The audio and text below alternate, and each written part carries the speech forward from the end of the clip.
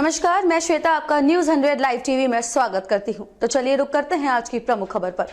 दिल्ली में हेमंत सोरेन के घर पहुंची ईडी की टीम। जमीन घोटाला मामले में खंगाल रही है कागजात। 27 जनवरी को दिल्ली पहुंचे थे सीएम। ईडी प्रवर्तन निदेशालय की टीम सोमवार की सुबह दिल्ली स्थित सीएम हेमंत सोरेन के घर पहुंची, लेकिन सीएम हेमंत सोरेन नहीं मिले। इसके बावजूद ईडी के अधिकारी जमीन घोटाला मामले में कागजात खंगाल रही है। हेमंत सोरेन दिल्ली में कहाँ है, इसकी जानकारी नहीं मिल सकी है। मुख्यमंत्री हेमंत सोरेन 27 जनवरी की रात 11:30 बजे दिल्ली स्थित आवास पहुंचे थे। देर रात ही उन्होंने बैठक भी की थी। दिल्ली के मुख्यमंत्री हेमंत सोरेन शिबू सोरेन के आवास पर भी नहीं है। बिहार में जारी सियासी उथल-पुथल का असर झारखंड की राजनीतिक पर भी पड़ सकता है।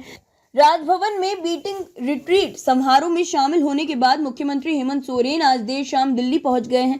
हेमंत सोरेन दिल्ली किससे मिलने गए हैं, इसकी जानकारी नहीं मिल पाई है। हालांकि राजनीतिक गलियारों में चर्चा तेज है कि झारखंड में भी बड़ी राजनीतिक उठापटक हो सकती है। ईडी ने सीएम हेमंत सोरेन से पूछताछ को लेकर 10वीं समन भेजा था, जिसका जवाब सीएम ने नहीं दिया था। जवाब पटना हाईकोर्ट के सीनियर एडवोकेट रमाकांत शर्मा कहते हैं कि ये कोर्ट के सेटिस्फेक्शन पर तय करता है। कोर्ट चाहे तो दूसरे समन के बाद भी वारंट जारी कर सकती है। समन को इग्नोर करने के बाद उपस्थिति अनिवार्य करने के लिए वारंट इशू किया जा सकता है। अगर कोई बार बार पूछताछ में आने से बच रहे हैं तो कोर्ट के पास अधिकार है कि उन्हें पूछताछ के लिए वारंट जारी करे।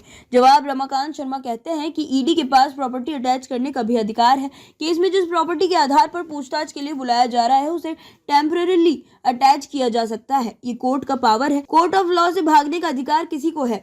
जवाब झारखंड हाईकोर्ट के सीनियर एडवोकेट ए अल्लाम कहते हैं कि ईडी को हेमंत सोरेन को इस आधार पर गिरफ्तार करने का अधिकार नहीं है कि वो स्टेटमेंट नहीं दे रहे हैं। किसी भी मामले में प्रथम दृष्टया ये समझने के लिए कि वो क्रिमिनल केस बनता है कि ईडी के पास स्टेटमेंट रिकॉर्ड करने का अधिकार है। जवाब ए अल्लाम कहते हैं कि अगर ईडी के पास इतना मटीरियल है कि अगर कोई व्यक्ति पूछताछ के लिए नहीं आते हैं तो ईडी एफआईआर दर्ज कर सकती है। क्योंकि मामला सीएम का है तो केस दर्ज करने के बाद वो इसकी अनुमति के लिए राज्यपाल को चिट्ठी भेजेगी। राज्यपाल की अनुमति मिलते ही तो हर हालात में हेमंत सोरेन को स्टेप डाउन करना होगा। जवाब लीगल एक्सपर्ट के मुताबिक राज्य को इसका अधिकार है। बंगाल सरकार भी पहले कर चुकी है। ये प्रावधान के तहत है कि अगर कोई जांच एजेंसी किसी राज्य में रेड कर रही है तो उन्हें उस राज्य या विभाग को पहले इसकी जानकारी देनी होगी। उनके पास अधिकार है। जब कोई जांच एजेंसी किसी राज्य सरकार के अधिकार क्षेत्र में जाती है, रेड करती है, पूछताछ करती है तो सरकार को हक है कि वह भी पहले मामले को समझे।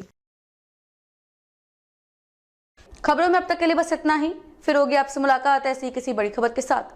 तब तक के लिए नमस्कार और देखते रहिए न्यूज़ 100 लाइव टीवी।